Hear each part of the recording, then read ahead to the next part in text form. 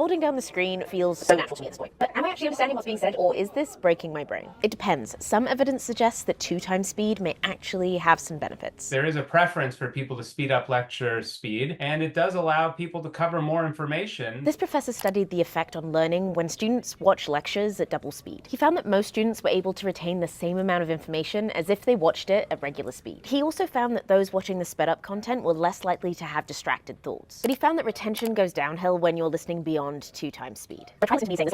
Not so pleasant. Speeding up content can also trigger feelings of happiness and pleasure. That's the case with nightcore music.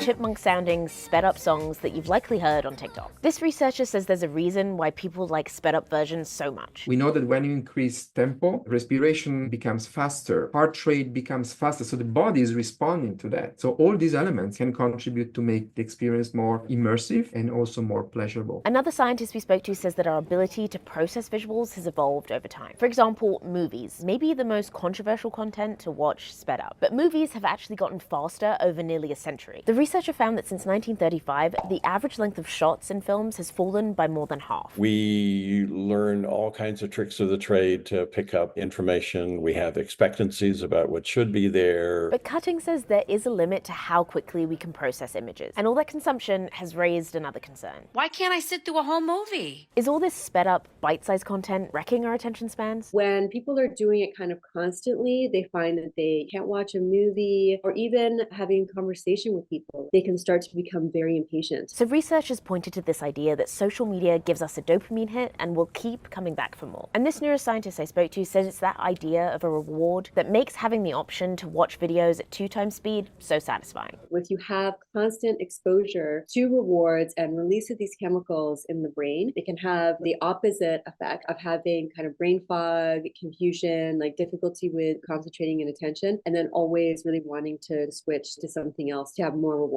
So be honest, did you watch this at 2 times speed?